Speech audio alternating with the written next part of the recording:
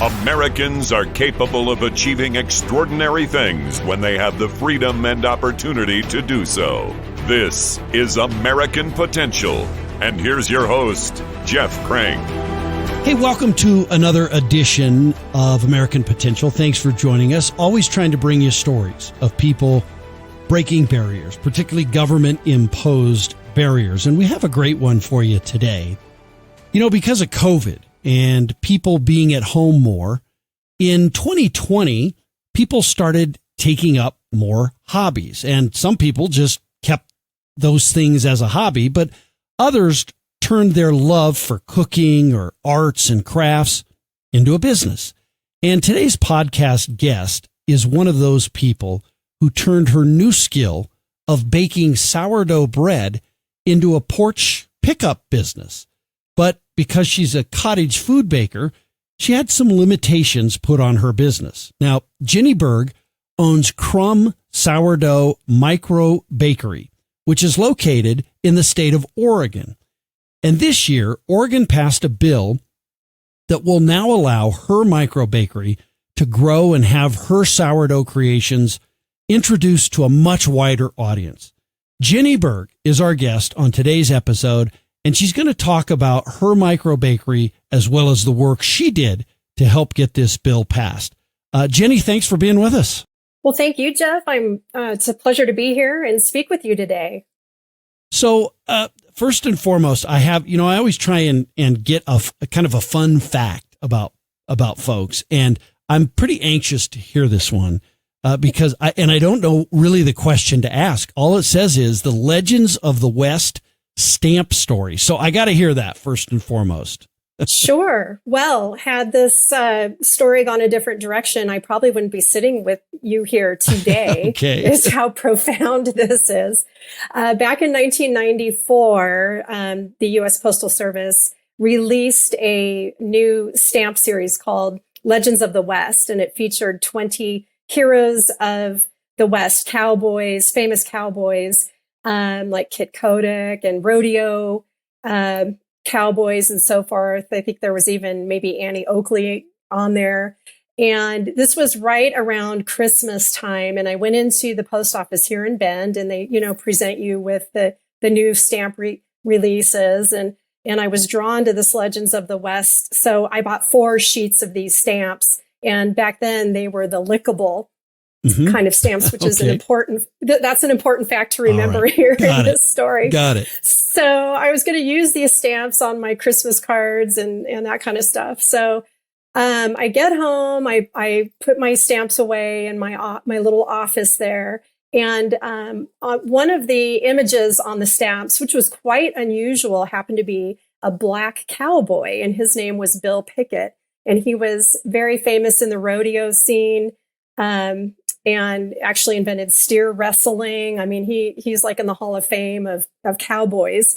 And so I thought that was intriguing because, you don't see a black cowboy very often. Right. So I put my stamps away, and about 2 days later, I go into my office and I see on the floor all of my stamps chewed up into tiny little pieces. Uh-oh. Well, my cat had an affinity for chewing paper, and especially I think she loved the stamps with the lickable flavor on the back. Sure. So she ate all my stamps. Oh no. So about, I guess it was maybe 2 weeks after that, I go get it was the Oregonian newspaper at the time off the driveway, a Sunday paper. And I sit down and I open it up, and on the front page is a headline story about how the Postal Service screwed up the picture of Bill Pickett. And it's the first time in 147 years that the Postal Service had put the wrong image on a stamp. Whoa. And all of a sudden, and Bend was the only town at the time they thought had sold any stamps prematurely by accident. Goodness. And I paid cash. They couldn't track me. The government was scrambling to get these stamps back. Uh-huh. They were going to destroy them. Yes. And, but they couldn't find me, obviously. Well, anyway, long story short, these stamps were purportedly going at auction for $1 million. I had or four of them. I bought that many sheets. I can't remember exactly how many. Oh my goodness. And my cat ate them. Oh my goodness. So, yeah. And so that I literally thought I was going to have an aneurysm when I saw it. Yeah, I would imagine. That's an amazing story. It is. So anyway, yeah. I mean, that cat, I'm telling you, you must have loved that cat to let it survive that story, right? I was pretty ticked. Yeah, I was ticked at her for a little while, but it was just meant to be. It was just one of those things where I thought, you know what? Here I had like $3 million in my office and in a very rare stamp. That is crazy. So that was a pretty wild story. It's a fun story to tell at parties, you know? Yeah. So did you send, you didn't even send one of those stamps. Like you didn't even lick one and send it to someone else. You just. That's interesting. I did use a few of them and I couldn't recall if I had used the Bill Pickett stamp. Right. So I called some relatives and of course they were like, I don't know. I threw that envelope away. Good luck. Wow. But, yeah. And what I think story. Eventually the Postal Service ended up not destroying them after all. And they resold them to the public at just over face value. Yeah. And so they weren't eventually going to go for $1 million. They were more like in the several $1,000s mark. Well, still though, I mean, you know, I wouldn't be happy if my cat ate several $1,000s worth of, you know, $100 bills or whatever. So it was pretty amazing. I just thought, you know, I guess was not my path. Yeah. What a great story. That's a great story. Yeah, thanks for sharing it with us. Oh, you're welcome. Well, listen, tell us a little bit about your bakery, first of all. Well, sure. Yeah. So during the pandemic, you were right. I was sent home from my full-time job. And I saw a friend of mine post on social media. She had just made her first sourdough bread. And sourdough was something I would always had been intrigued by. So I reached out to her. And, you know, it's pretty intimidating, though. I think anybody you ask who's contemplated getting into it, it's, you know, there's a big responsibility. It's you got to keep the starter alive and feed it. And I mean, can you go on vacation? What do you do? Do you bring it with you? I mean, it's like having a living being. Yes. And it's like having a cat. It's like having a cat. Exactly. Yeah. Except it won't eat your stamps, but it'll get you in other ways. That's right. You know, you don't want to go into sourdough lightly, really. And, anyway, she gave me encouragement. She made it sound pretty doable. And I ended up purchasing dried sourdough through believe it or not, a sourdough archiver in San Francisco. So this particular variety was a 150-year-old dried sourdough starter out of San Francisco. So that was where the journey began. And I just started playing around with it and reading as much as I could, finding influencers and bakers and buying sourdough books and learning. And about a year later, after giving a lot of the bread away and eating it ourselves, I just was getting a lot of positive feedback from coworkers and friends. And I thought, you know, why not? Why not just try seeing if I can sell this? And was where the idea to start the business started. That was actually in February of 2021. So it had been almost a whole year of just sort of like messing around with baking it. And boy, was there a learning curve with it. But I got to a point where I felt comfortable, like I could ask money for this. Right. So I started the business, and that's when I discovered how restrictive Oregon food laws are for what I was looking to do. Yeah. What did you do before you started baking sourdough bread? Before 2020, what did you do? Well, before 2020, my husband retired and I sort of retired with him. We moved to Arizona. But prior to that, I've been in publishing. I've been an editor for a local magazine here in town. That was years ago. When I was laid off, I was working at an appliance, store here in town. And we were actually considered essential during the pandemic. So I was able to do some part-time work from home and maintain employment there. Right. Gosh, I've done web design. I actually in the 90s, I made jam and sold my jams and jellies at Saturday markets and craft shows around here. So I guess I've always had kind of a little entrepreneurial bug in me to, kind of branch out and do something on my own and be totally responsible for myself. Yeah. Well, that's great. So you opened this bakery, and what were some of the regulations that you faced that kind of limited what you could do? Sure. Well, here in Oregon, there are basically two directions you can go as a home baker. One is become completely licensed and under the scrutiny of the Department of Agriculture, and they come and inspect your kitchen, and your kitchen has to be up to certain standards. And that would have been great for me, but for the fact we have pets. Actually, a new cat now. And two Got dogs. rid of the old one, did you? Yeah. We won't say how that happened. Oh, no, let's not. Just kidding. No, she lived a nice long life. Okay. So as a domestic kitchen baker, a licensed here in Oregon, you cannot have pets. So to my delight, though, we had something passed in 2016 called the Home Baking Exemption Law, or the Cottage Food Law, where it was still pretty vague if you could have pets in your home. It didn't say you couldn't, and it didn't say you could. So I erred on the side of that I could. And it was a very loose law, but pretty restrictive at the same time. So I just went that direction. And I'm not inspected by the Department of Agriculture. And I have pets, obviously, in the home. And per the law, I'm restricted to selling in certain venues and how I sell and how much.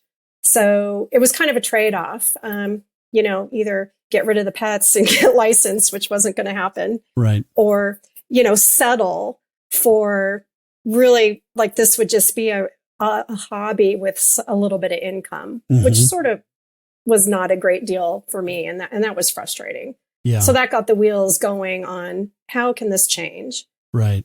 And there were restrictions on how much you could make, right, off of the bakery as well. Yes. Oregon currently, until the new law goes into effect, we are tied with another state as having the lowest sales cap, which is $20,000 gross sales. That's before expenses. Wow. That's not even a poverty wage after you pay your taxes, buy your equipment and your supplies and everything. So that was rough. $20,000 sales cap. Right. And then, so other restrictions are, we can't engage in wholesale. We can't ship our products. And a big one is not engaging in e-commerce or having a shopping cart on my website. Wow. I mean, none of this has anything to do with food safety. No. It's just very arbitrary to kind of keep it, very, unappealing. Yeah. Well, and to get into. It's really protectionism, right? Government sponsored protectionism. It's protecting big grocery stores and others from, mom and pop shops and those who want to do home baked goods too. So definitely. Yeah. So Oregon had a law. Let's talk about that, or has recently passed this Senate Bill 643. Talk about that. How did you find out that there was legislator working on this this issue and this SB 643? Sure. Well, there were no legislators working on this issue. So you're looking at it. I asked my husband, I think I had like a semester of political science in high school. And I said, how does a new law, how do you get a bill to become a law? Right? Isn't there like a song, a poem that kids recite? Right. How a bill becomes a law. And it was just about that. It was fortuitous. About the same time, there's a gentleman by the name of David Crable who runs another podcast and a website called Forager. And he's kind of the cottage food guru for the entire country. Okay. And in a newsletter I received from him, it talked about California having reformed drastically their cottage food laws. And there were some great resources in there, including two organizations, the Cook Alliance, which is a nonprofit organization that wants to legalize homemade food and have food freedom. And then there's the Institute for Justice, which is another nonprofit public law firm. And they they went to battle for Californians. And so I just reached out to those two agencies, connected with the people there, and they set me on the path.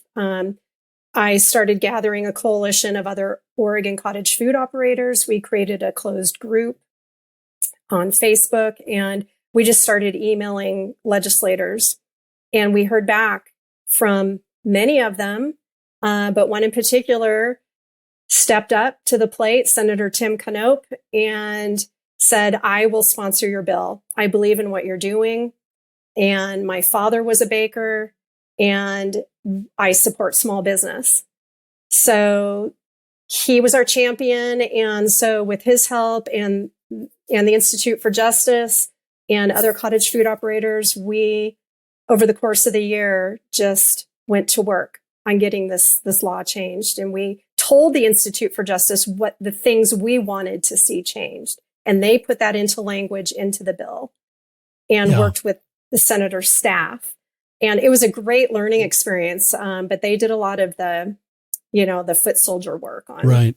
Well, I love this story because it's such a great example of, you were a person who, you weren't a lobbyist. You didn't have really any background in how to get government to, pass a law, or you just were an average, ordinary person, right? Who came across this and said, well, this affects me, but it's also affecting other people in Oregon. And that's what I always love about stories we tell on this podcast, is that it's people who are willing to step up, but they don't do it just for themselves. They do it for themselves, but they also correct it for, everybody who else who is facing that same issue in that same state or community. And that's what's just such a great story, is that you went and did this, and it's a success story. You got the law changed and affected change, and you just were an average, everyday, ordinary citizen. Your thoughts on that? Yeah, it just goes to show you that if you can connect with the right people and you have that inherent desire to, want to roll up your sleeves and make a change, if you're not happy with something in the legal system in your state or your jurisdiction, we're not helpless. There are people out there to team up with you and help you to make a change. Or you can educate yourself, and I'm sure do it on your own too. Now that I know what I know, I wanted to introduce some new bill. I kind of know the procedure now. Right. It's not so scary. And it was fascinating to see how, our government, our state government works, and attending the hearings virtually and just being proactive. And there's a lot of pride in that as well. And yes, and just seeing the community of other bakers in our state and reading the testimony that they submitted throughout is so moving. It brings you to tears to hear these personal stories of why these people started a cottage food operation and why they can't do something more, get licensed so this was their option. And we want to give everybody that opportunity that America, promises that we can do as business people, self-employed business people. Yeah. And you really built a community around this. As you mentioned, you use social media and other ways to kind of build a community around this, which is great. Now, you went and testified. This was your first time ever testifying, I assume. How did you feel as you were going in? I imagine you had a little bit of nerves. Yeah, there were some nerves for sure. Wonderfully, though, I didn't have to leave my house. I didn't have to go to Salem. Yeah. Everything was virtual. Right. So, they could see my face, the committees. I was probably on some, jumbotron in their office or something in their room. But yeah, so I was nervous, but I was prepared. And I think when you are passionate enough about something and enough about your subject, the nerves just sort of melt away. Sure. What you're advocating for becomes bigger than your fear on speaking or public speaking. Now, your cat didn't come eat your notes or anything, right? Before, no? No. No, our new cat vomits. We call her the serial puker, but other than that, no. Doesn't eat anything. Yeah. Well, that's good. That's good. Good cat overall. Improvement. There, yes. So other than testifying, I assume you also had to talk to lawmakers, right? Yes. So we had Zoom meetings with Senator Knopp, wrote a lot of emails to all of the committee members, both in the Senate and the House. So there was a lot of legwork, and sometimes it was like, the Institute for Justice would say, all right, got to get this email going. And overnight we had to become activists. We all were sort of on call. And so the beauty of the Facebook group is you can rally everybody in an instant. And the feedback is the legislators received hundreds of emails, not only from us, but we recruited our customers as well, and got a lot of support from our customers who love what we're all doing and don't want to see us go away and want to see us flourish. Yeah. And that's often a great point. People think that this is, they hear about a story like this and they think it's a person, and there's just a few people who are impacted, people who want to bake at home, or, have a home baking business or whatever.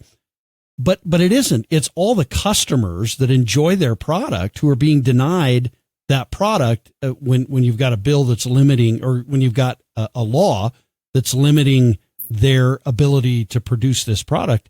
It's really stopping consumers from having that choice as well.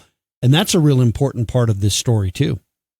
Yeah, absolutely. I mean, the presumption is with these restrictions that are, again, have no bearing on food safety and we're talking shelf stable foods. We're not allowed to sell things that require temperature control. There's really nothing that goes bad with shelf stable. It just goes stale. So, the restrictions in the law are presuming that consumers are kind of in some way, stupid and can't make an informed decision. They know I baked it here in my house. They can read my labeling. I'm required to have specific language on my label that I'm not in a licensed kitchen. This is a homemade product. I'm not inspected. So you take it or not. I mean, leave it up to the customers and the consumer to make that decision, not government. Yeah. That's exactly right. So now that this bill is passed, I know you can't speak for everyone out there, but I'm sure they have several or very similar stories. But how will this bill help your business grow?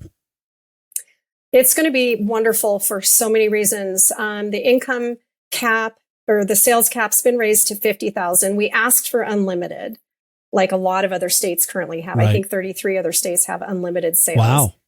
But we had enough opposition that the committee decided, well, we better still have a cap. So it's 50,000, which is better. Yeah.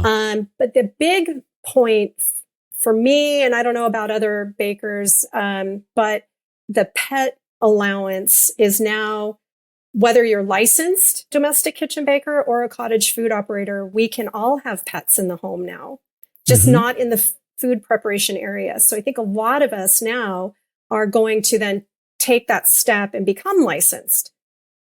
And then we have no restriction on income. We'll be inspected, but we will have greater opportunity for wholesale avenues. We can sell in many different venues. I mean, we're a lot less restricted. Yes, we will be inspected and that kind of thing, but that's just so now cottage food is a great stepping stone to become licensed. And I think the state is excited about that because that's more money for them when we have to get a license. And were all the internet, website things removed, all of those kinds of things? Can you advertise on a website now? We can. I can have a shopping cart. This is all effective in 2024. I'll be able to have a real shopping cart on my website. I can sell wholesale to retail stores and coffee shops, but not restaurants. And we can, instead of we're required now to have our home addresses on our labeling, which is a safety risk. There have been incidents in other states of some rape and just unsavory things with having our home address on the label. We can now replace that with a unique ID. And then we can all have pets in the home. We have to state on the labeling that there could be a pet allergen because there are pets in the home. So again, just more kind of labeling disclosure. And the ID number will be traceable if there is ever a problem with foodborne illness. But again, with shelf-stable foods, there's not really any significant incidents of foodborne illness across the country, across the board. Right. It's really hard to get sick on cookies and bread. Yeah, right. Well, I don't know. I can get pretty sick on cookies, but it's just from eating too many of them. But, what can I say? I hear you. Yeah. So Jenny, I know I don't want to talk necessarily specifically about Oregon, but this is a great story in that, you saw this issue, decided to take it up. And so many people just, say, oh, well, the government won't let me do it. And so they give up and they go do something else. And I guess I would just ask you to encourage other people, maybe in other states or other places, why this is so important when you see something like this to take action, go out and do it, because you really, truly, you didn't just help yourself, you helped, lots of other people in your state. Why is that important to want to be involved and to make change like this? Well, yeah, I think I've heard from so many people all around the country through my Instagram account where I'm promoting, keeping everybody apprised of what's going on in Oregon. And I got a lot of inquiries, a gal in Georgia, kind of frustrated with their sales cap. It's important to know that it's doable. And, our state governments work for us. And so, yes, you don't have to move a mountain to try to get something done. It may not happen in the year you are working towards new law reform. I kept getting told, be patient. This could be a years-long process. So don't give up. Start the ball rolling. Connect with the right people that will help you and guide you and teach you. Yes, they're going to empower you, or they're not going to do the work for you. But just to know that it is definitely doable to get law reform. And it's important because it creates, economic strength in the communities. If the less restrictions that we can have on small business has such a ripple effect in your community and your state. It's empowering. Mostly cottage food operators are women of modest income and children at home. And so it's female empowering. There are a lot of men who are, do coffee roasting, and they're allowed to do their cottage food sales now under our new reform. So it's just opened the doors wide open. And I just think you're going to see communities and consumers thriving under less restriction, letting people make their own decisions on what they're going to be ingesting, and support the local farmers and the home bakers. We call them hyper local, creating food for communities, and consumers love it. I have people that won't buy sourdough bread anywhere else than from me. They can eat sourdough for the first time where they've been either gluten intolerant or completely, what's the glycemic, or excuse me, the disease, celiac disease. Oh, celiac, excuse me. yeah. Mm-hmm. Yeah. Excuse me. So I do have a couple of celiac customers who can finally eat bread. So it's just a win-win for everybody to have less restriction, to, step up. And I, again, don't think you can do it on your own. There are people out there that can help guide you through the whole process. Now, you don't, because this bill goes into effect in 2024, you may not have a website yet. Do you have a website where people can learn more about your business or not? Yes, I've always had a website. Well, let us know. What's that? Okay. What's that address? It is crumb-sourdoughmicrobakery.com. CRUMB, right? Yes, CRUMB. Great. Crumb is actually the pattern and the size of the holes inside of sourdough. Oh, okay. By the way, it's actually a technical term. So awesome. Yeah. Well, great. It's not just the crumb falling off your bread. So well, awesome. Yeah, so people can go there, and in 2024, I'll be able to ship. We're looking at seeing if that's going to be interstate or just within Oregon, or that's still up in the air. But yeah, it's going to really open up some more doors for all of us. As I told you before we started the interview, I love sourdough bread. It's like my favorite bread that there is. So I'm going to hit your website, and I'm going to have to wait till 2024. And if you can't ship outside of Oregon, I may have to come to Oregon and get some of your sourdough bread, but I will make sure that I have some at some point. Oh, I would love to, and I will even give it to you for free. How's that? Well, we'll see. We'll see about that. I'd love to support your business. So, okay, good tip. Well, you get a good tip. That sounds great. You. Jenny, thanks for joining us. I appreciate you. Thank you, Jeff. It's been a pleasure, and I have enjoyed the entire process and sharing what's going on in Oregon. Okay, great. Well, thank you so much. And listen, if you're listening to this story, this is a great example of how you can get involved. And I just love stories like this where ordinary citizens just say, you know what, I'm going to do this. It isn't as hard as you think to get involved. And as Jenny mentioned, she had a state legislator who took up the cause for her. Many of these state legislators, they want to pass good legislation, and they're waiting to hear from you. So you've got to be able to do that, organize a community, get in a grassroots way, and get legislation passed. So if you have a great story like Jenny's, we'd love to hear it. You can send me an email at jeff@americanpotential.com. You can follow us on Facebook, on Twitter, on YouTube at American Potential. And just want to really thank you for joining us on this episode and listening to another episode of American Potential. Thank you for listening to American Potential. You may listen to more stories from Americans working every day to expand freedom and opportunity in their communities by visiting AmericanPotential.com.